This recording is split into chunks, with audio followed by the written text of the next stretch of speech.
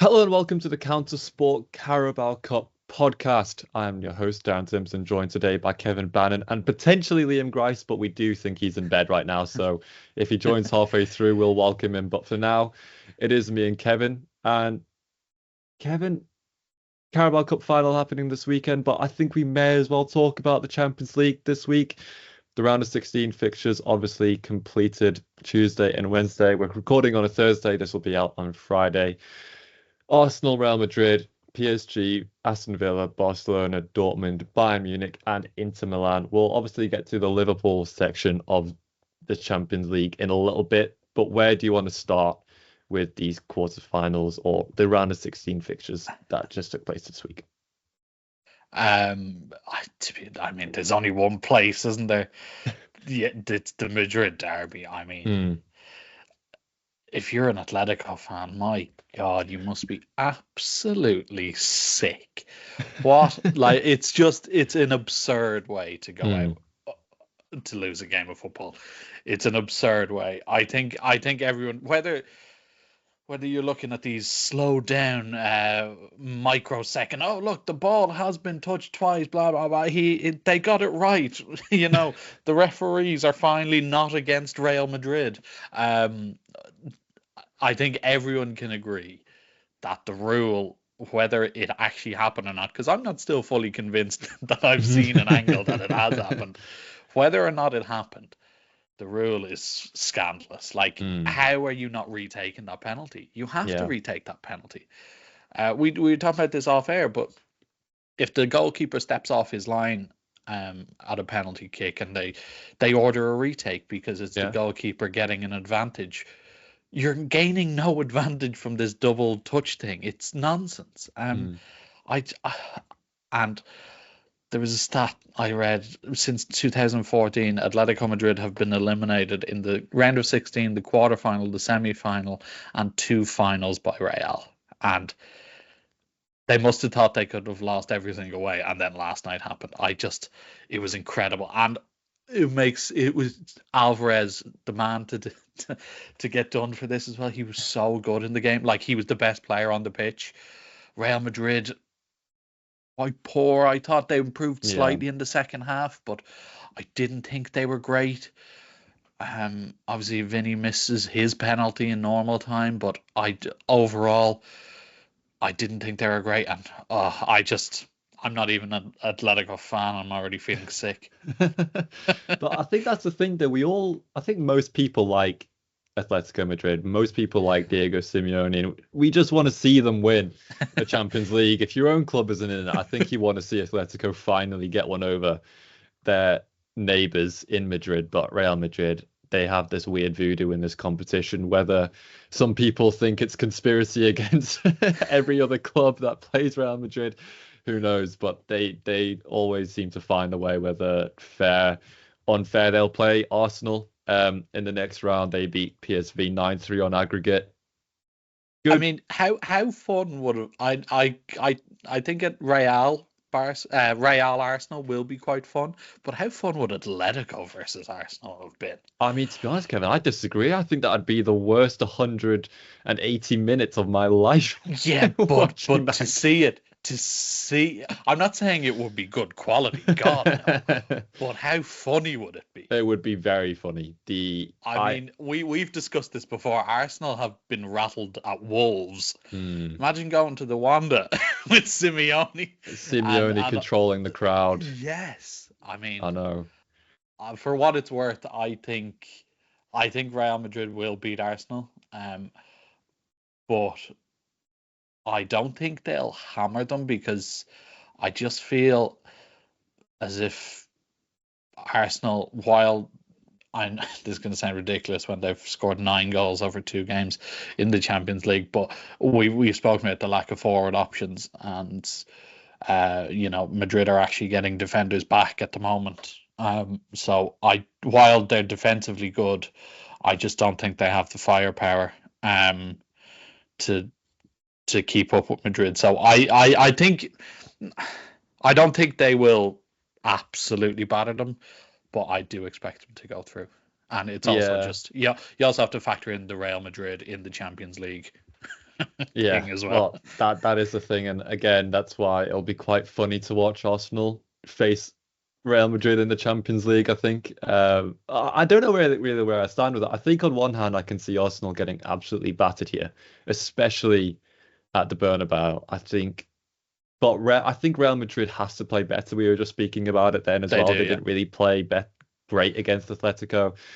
No. They've been a bit inconsistent this season. Some games they look really firing and really good. Other games the attack doesn't really work. Mm. So against Arsenal's six-man defense they are going to have to play a lot better. Otherwise we'll probably see another penalty shootout. Elsewhere, Villa, they beat Club Brugge 6-1 in aggregate. And you know what? To be fair to Unai Emery, to be fair to Aston Villa, that's a very, very strong result at this stage of the competition. Yeah, 100%. 100%. Obviously, it helps when the right back gets sent off after 17 minutes or whatever. But they did what they needed to do. I think Bruges have played well this sort of Champions League. You know, they're a decent side. They've some good players. Van Aken in the middle of the park, in particular, I really like. They did really well to come out with the away leg with a 3-1 lead, because that was not like a dominant Villa performance at all. They were under pressure for large spells of that, because it could easily have gone 2-1 down. Well, they got quite lucky in those last 10 minutes, didn't they? The deflected own goal and then the penalty. And then the penalty, which was quite soft, let's be realistic. Yeah. But look, you bring in a Champions League winner in January. I mean, Marco Asensio, whatever about Rashford and him, you know, looking good in patches. I mean, Asensio has been brilliant. He has been absolutely brilliant. And it's weird as well, because I think he can play against PSG in the Champions League, even though he's technically on loan. Because I think the UEFA rules are different to the Premier League rules, which is very strange. So, look, it's going to be very difficult. I know we'll get on to PSG in a bit, but it's going to be very difficult, I think, for Villa to come away from that. But, I mean, if you'd offered them Champions League quarter-final football at the start, and to be fair, Emery, he has form in European knockout competition. You know, he knows his way around European Cup football, so it would shock me, but fair play to them. Bruges are, I think, a better side than people realise, and to come away with a 6-1 aggregate score is huge. Yeah, I feel on one hand you do have to feel a little bit for Bruges. In another season, maybe they actually come away with a win in this tie, and it's them in the quarterfinals. You mentioned their PSG, they beat Liverpool. We'll get to the Liverpool aspect of this tie later on. Do you think the winner of this competition is coming from this side of the bracket, Real Madrid, PSG? Are they looking like the strongest teams? We'll obviously get to Inter and Barcelona in a minute, but PSG are looking a very, very good side. And I just said to Kevin off air, I don't know how he saw this world-class PSG side, because they were crap 4 months ago. Look, Darren, when you have the football brain and acumen such as mine, do I think three? Jesus Christ! I mean, Christ Almighty! Like, what are you gonna do? What are you gonna do? I think we were talking, like, you start with Dembele, Barcola, and Kvaratskhelia, and then Doué could have been man of the match off the bench. He was absolutely phenomenal coming off the bench. I was having a conversation with someone about this game, and I've had an epiphany, a realization that Vitinha is my favorite player in the world at the moment. There was a moment, and I think it was in the first half, and they were under pressure. Like, the ball was in their own corner, and just Ruiz, Vitinha, and Neves between them just did like two little rondos in a row to escape, and then suddenly it was open. You're like, my God, like that midfield, that front three is phenomenal. And we mentioned Doué. You also can bring Zaire Emery off the bench. You can go with Gonzalo Ram. I know he literally only came on to take a penalty, but he can. If you want to play with a more sort of orthodox centre forward, you can bring him on. And he can I bring other thought players into the game as well, doesn't he? He brings Due one into the game and 100%, Scalia. 100%. I thought William Pacho was excellent as Yeah. well at the back in centre half. Marquinhos as well. Nuno Mendes. My God, I mean, I know Salah. That's probably the worst Salah's played across 2 games in terms. I particularly the first leg. The first leg, I thought the second leg, I think Salah had a 7, 8 out of 10 performance. I think he was pretty good in that second leg. I thought Mendes was a 9 out of 10. Yeah, that's true. But again, on another night, Salah comes away with 2 goals and an assist in that game. Yeah, that's true. Another. I mean, Hakimi just seemed to gain more energy as the game went on. Like extra time, he just kept popping up in midfield. Yeah. They're just a very good. I feel like they're like a Victor Osimhen away from like just absolutely dominating European football. Donnarumma. I mean, Liverpool did well in the first half of basically forcing him to have the ball at his feet, which he's not good at.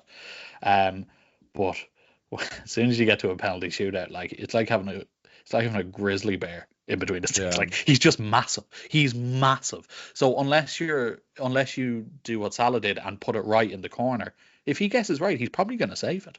Yeah, because the penalties that were saved by him from Liverpool, they weren't really bad penalties. They probably could have been shot better, but they were decent penalties. But he's just that massive. Yeah. And we saw it. Look, I mean, the famous example obviously is the Euros final, England-Italy, where I remember watching that at the time, and England, it was obvious England were playing for penalties in extra time because they were just so devoid of any ideas when it came to that. And I was like, you don't want to go to penalties against this man. Like he's look at him. Just look at him. And to be fair to him, while he didn't have to pull off like any amazing saves, when Liverpool were piling the pressure on, I particularly sort of the 20 minutes in the second half, at the start of the second half, every cross that came into the box, he just punches, or he deal with it. So I still don't fully trust him. And no, that was proven in the first leg, to be honest. Yeah, I think he has to save the Harvey Elliott shot.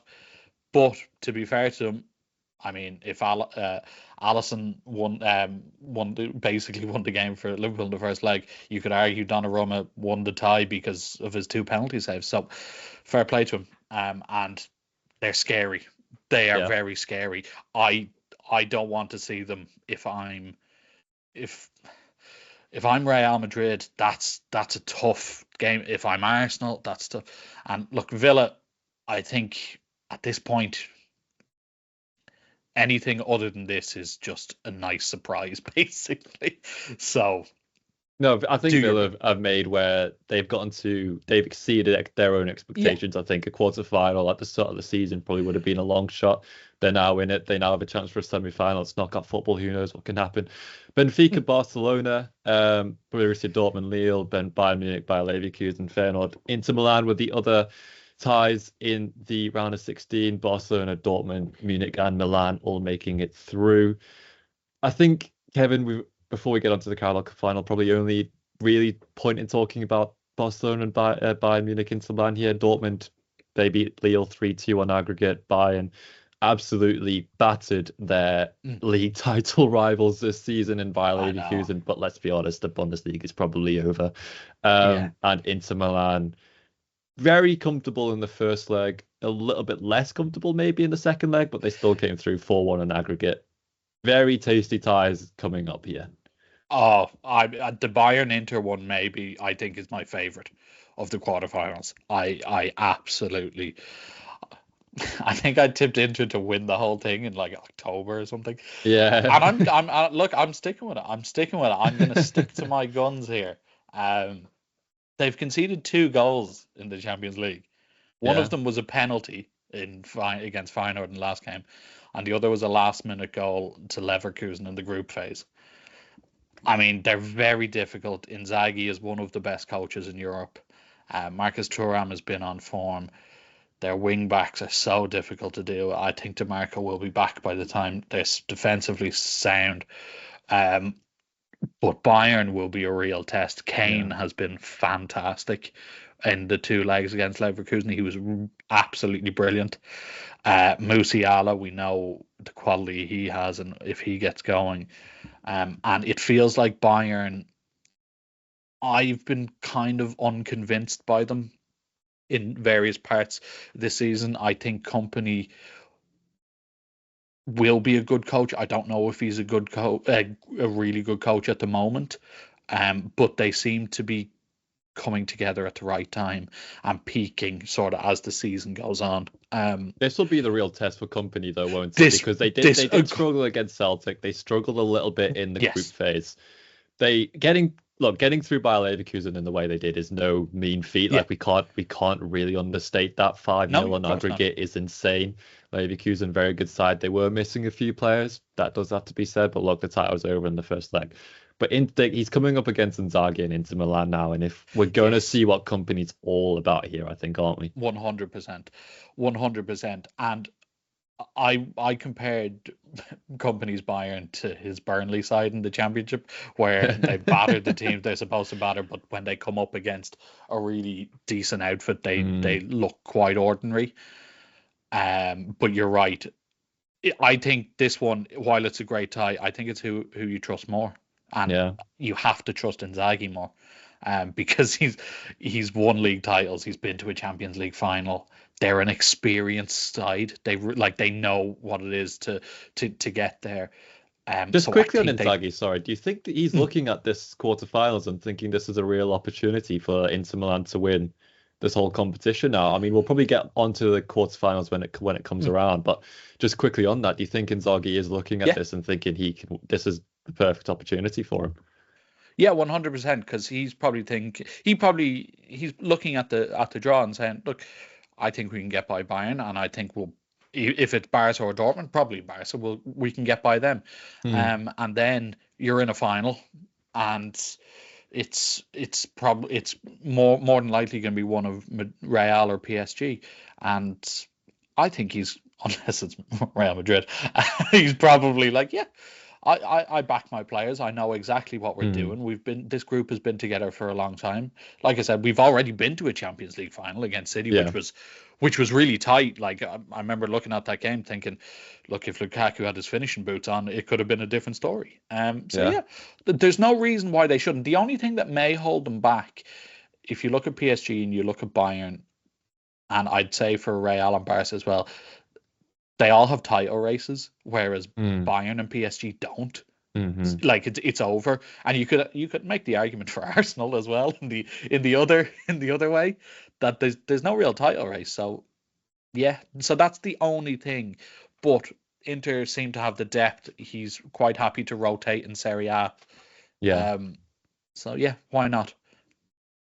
We'll get on to the Carabao Cup final now. Like I said to Kevin a minute ago, we'll do a quarterfinal podcast when they come around in around 4 weeks' time. Carabao Cup final is obviously this Sunday between Newcastle and Liverpool. We'll start with Newcastle, Kevin.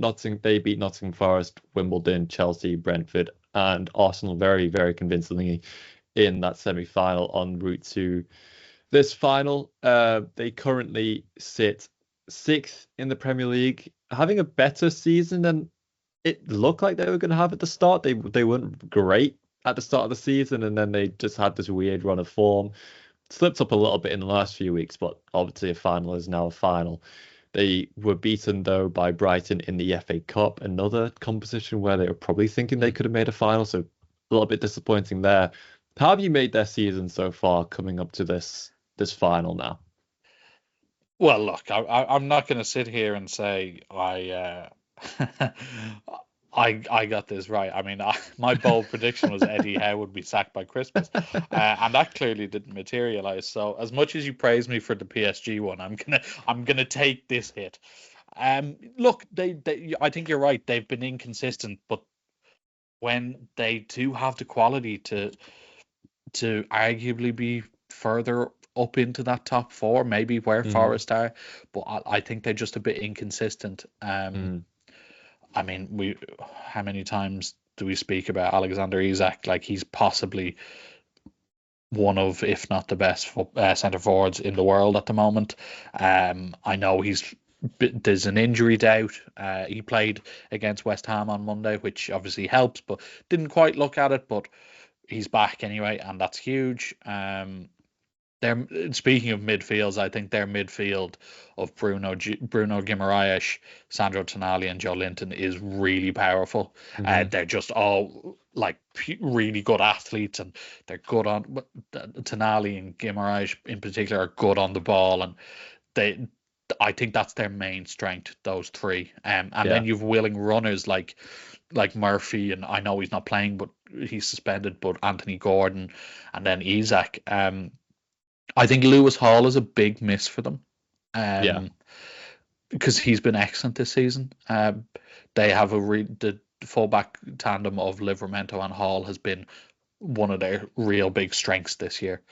And to be fair, Livramento's kind of that good, so that you sort of shift him to the left and bring Trippier in, who, while he doesn't have the legs, it's a bit of experience and set pieces. He's always good from.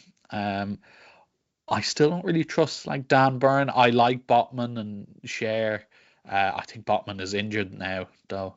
I don't really trust Dan Burn.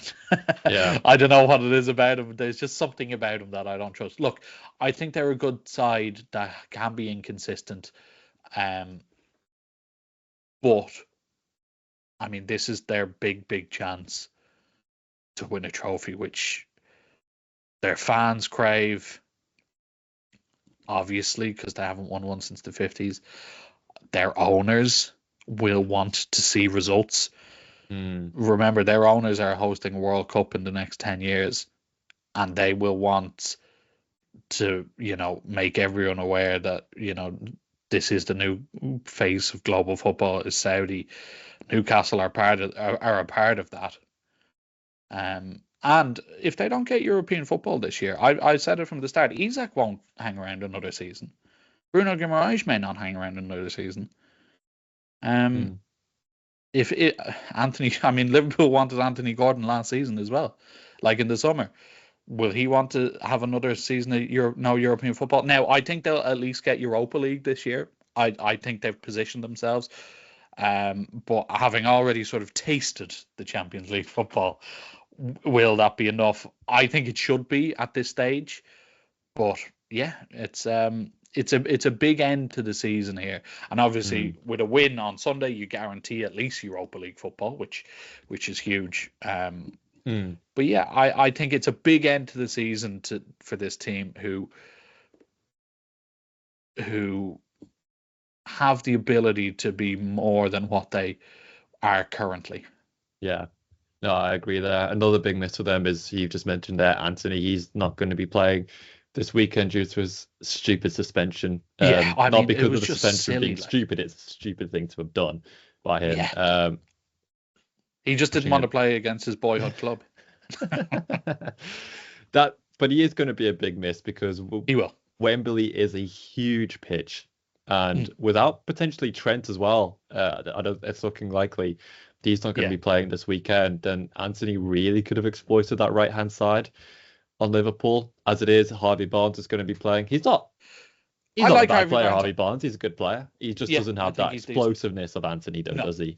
And I just want to talk about, you spoke about Eddie Howe and you made your prediction that he was going to be sacked by December. But to be fair, like you just said a minute ago, if they don't get European football, they miss out on a trophy. These Saudi owners aren't here at Newcastle to get sixth.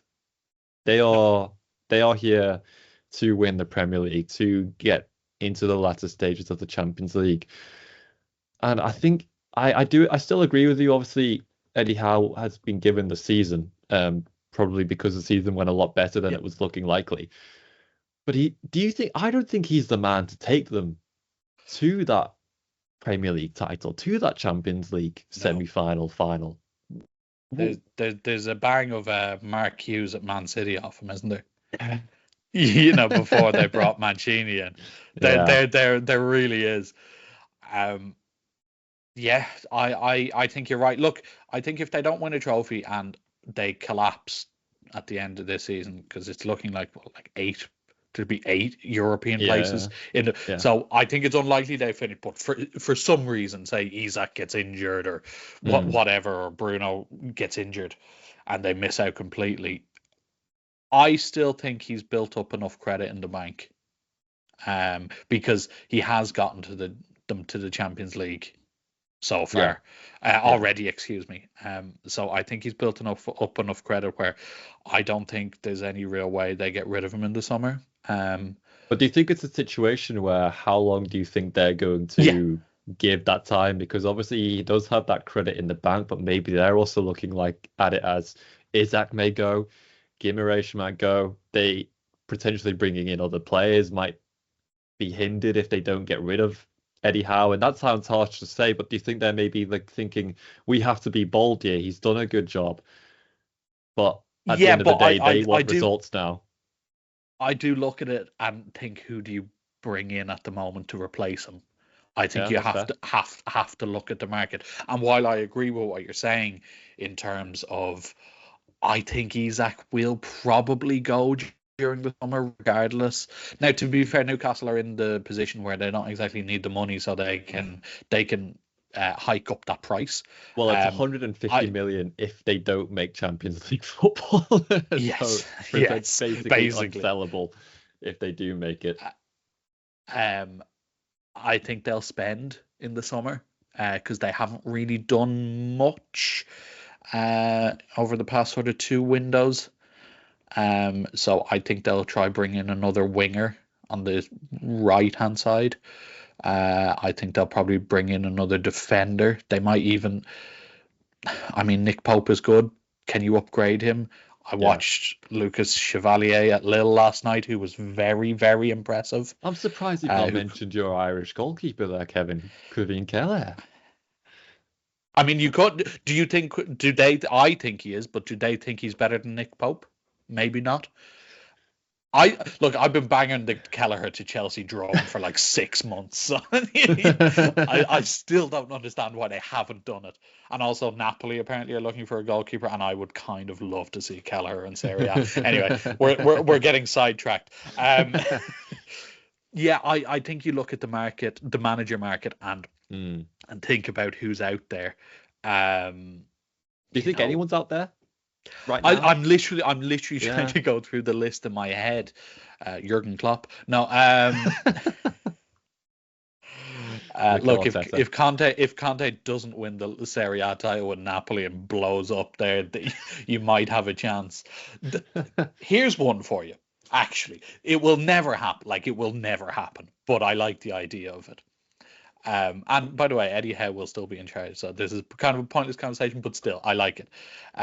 Gasperini isn't renewing his Atalanta contract. That is interesting, to be fair. Now, the thing with Gasperini, you basically needed to give him the whole thing, because that's how he's run Atalanta. Yeah. But it would just be, I'd like to see Gasperini in the Premier League. I don't think it's ever going to happen, but I think he could do well with a Newcastle side like this. Yeah, you know what, that's a good... I thought there. I didn't even know his contract was out in the summer, but like you say, it's probably unlikely. But as you say, the manager market right now for Newcastle probably isn't there. Potentially, maybe a few young managers they're waiting to see what happens there. I think Fabregas is having a good season with Como. Yeah, you also look at Hunes at Stuttgart. I think he's done a good job. Yeah, that's a good one. Yeah. So I just double check. Gasperini's contract runs until the end of next season, and he said he won't renew. So maybe. Okay. No, well, there you go. Eddie Howe gets one more season, and then we get Gasperini. Yes. But I think you're right. Fabregas. I think Como want to make him their sort of Antonio Conte figure, because they're throwing a lot of money at that. But yeah, Hunes from Stuttgart. Look, there are some options, but again, Eddie Howe is still in the job, and I expect him to be so at the start of next season, unless it's a total collapse. Yeah, no, agreed. I think if you are going to get rid of Eddie Howe for that next step, you need that next step manager, and it depends who it is. We'll get to Liverpool now. Their route to the final looks as West Ham 5-1 win, Brighton 3-2, then they beat Southampton in the quarter-final. Shocked by Spurs in the first leg, 1-0, but then comfortably won 4-0 at Anfield. Currently top of the Premier League, as we all know, by 15 points at the minute. They were knocked out of the FA Cup by Plymouth a few weeks ago, and on Tuesday they were knocked out in the Champions League by PSG. We'll start with that bit then, because we've spoken enough about them in the Premier League. We've spoken about their FA Cup exit. Their Champions League, top of the group stages, not look like they were the best team in the Champions League in those first 10 games. I think that's fair. 8 games, sorry. I think that's fair to say. Come up against PSG, whether fairly or unfairly, that can be your opinion, but it was PSG nonetheless. 1-0 win at the Parc des Princes. Came back to Anfield, looked, I don't know, I was pretty confident that they could get the job done there, but a Dembele goal 12 minutes into the game. And like PSG were unlucky in the first leg, I thought Liverpool were quite unlucky not to have scored, especially in those opening 10 minutes in the first half, and then in the second half as well. But it wasn't to be. They are knocked out. And Kevin, I think where I want to start with Liverpool here, we spoke about that midfield of Vitinha, João Neves, Warren Zaire-Emery, and Fabian Ruiz.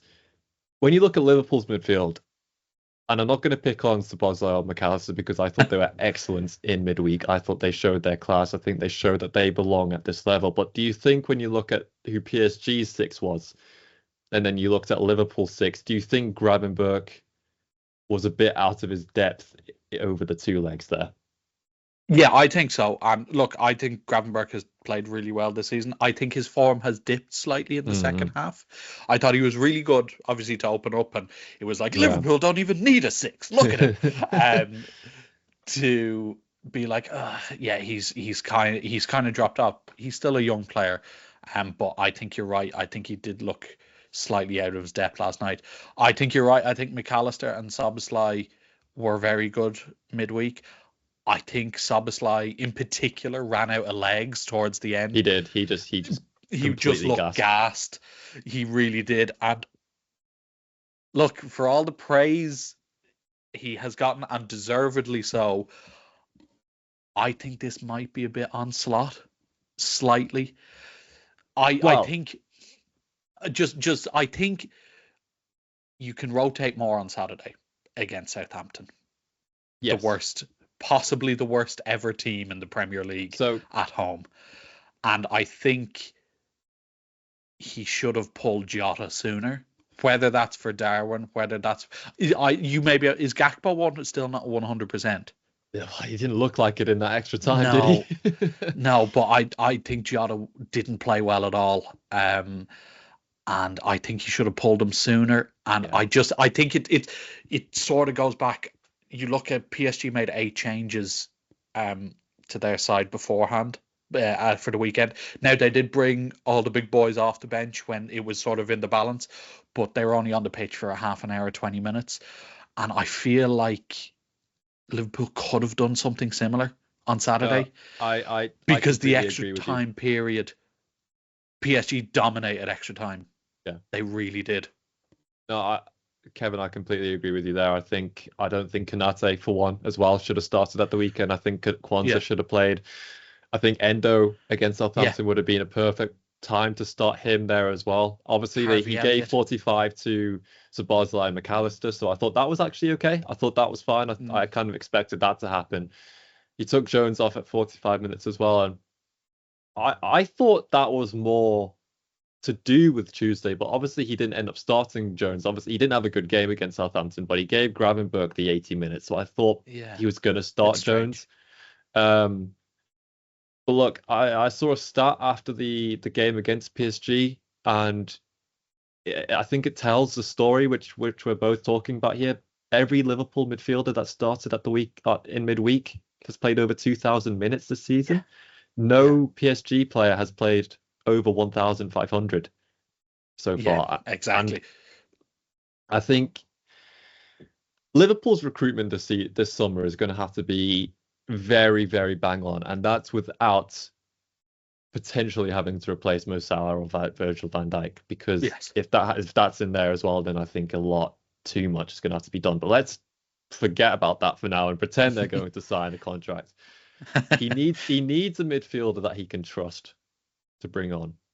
He obviously needs that extra midfielder. He needs another centre back. He needs, and look, as well, never mind Gravenberch maybe being out of his depth. Diaz, Jota, and Nunez. Jesus he basically Christ. needs to replace that whole forward line. Yeah, he does. Absolutely, he does. Diaz, wait, it sounds bad to say because I will obviously defend every Liverpool player, but whenever Creature was on the ball, I just sighed. Yeah. He would have been the perfect player for that left wing spot. Obviously, he's at PSG, so they need to find another one. But I saw it. No, he's. Would you? They wanted him in the summer. Liverpool didn't want him. He was offered.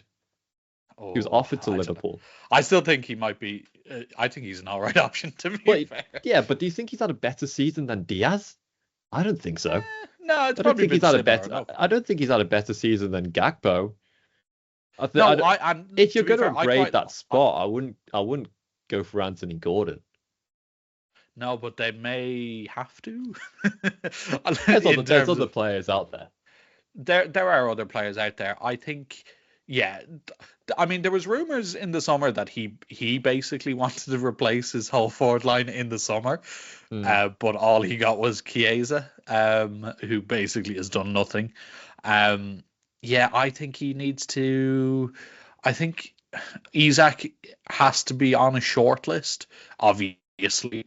Potentially priced out. I think he might be priced out. I think you need a new left back as well.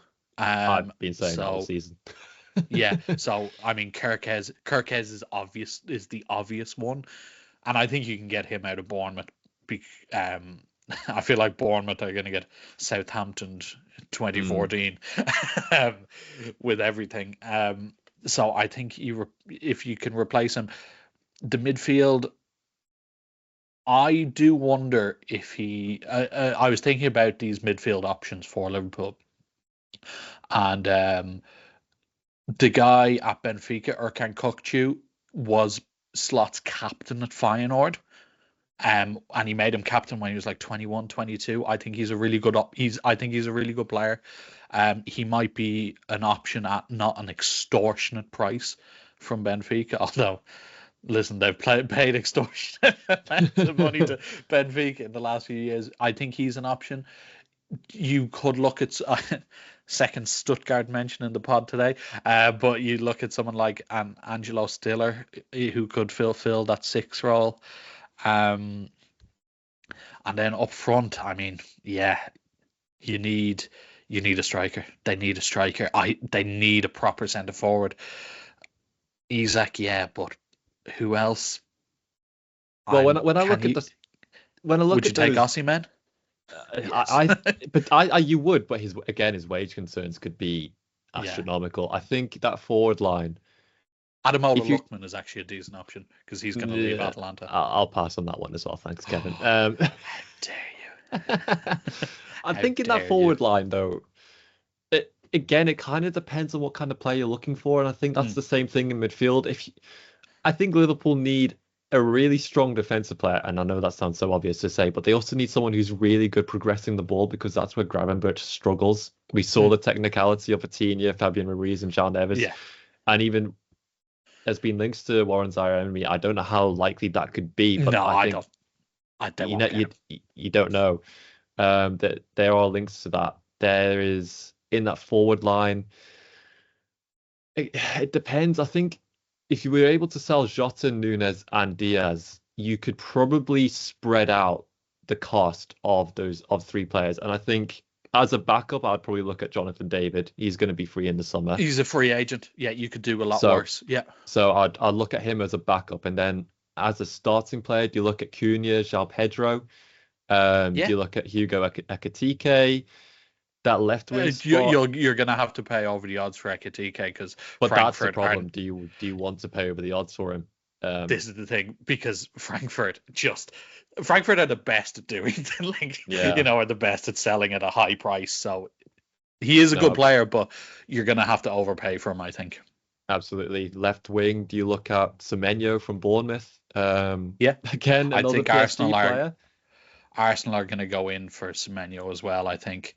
You could try Nico Williams as well, although his wage demands will be through the roof. Yeah, exactly. There are options there for Liverpool. I mean, another one is potentially, who does PSG want to keep in Balcola and Desiree Doué and get the one they don't want? You just want Desiree Doué so badly. I do want Desiree Doué. I was moved. You desire Doué, if you will. I do desire Doué. And again, like when you think about that left back spot, it's easy to say Kirkes, but if Trent leaves in the summer, do they want another attacking right back, and does that mean a defensive left back, or do you want a attacking left back and a defensive right back? There's a lot of options to consider here for at least they have Bradley in house, at least, who I think is more than capable. I don't know. I don't think he's ready to start, and also his injury concerns are huge. That's true. He's missed 40 games in the last 3 seasons. That's true. I don't want another injury-prone player in my squad. So obviously big needs to fill for Liverpool, coming up to around 45 minutes, and Kevin, we'll get back to the final. Do you think it's looking anything other than a Liverpool win, given Newcastle's injury concerns, or do you think it might be closer than we think? I think it might be a bit closer because of Liverpool's injury concerns as well, actually, because Alexander-Arnold is injured. Has there been confirmation on Konate yet? I haven't seen. Slot said that he's probably going to be fine. Okay, fair enough. But he may not be 100%. He may not be fine. Yeah. So I think it'll be close because Liverpool just haven't really blown teams away really this year, and Newcastle gave them a really good game. I thought they really bothered Liverpool in that draw in St James's Park. Now, obviously, it's different. It's at Wembley, but Newcastle really, really want to win this, and Liverpool going to extra time midweek doesn't help. No, it doesn't. We just mentioned how gassed they were at the end. I do expect Liverpool to win this game. I wouldn't be surprised if it went extra time again, if I'm being totally honest. But I think it will be close. I think it will be tight.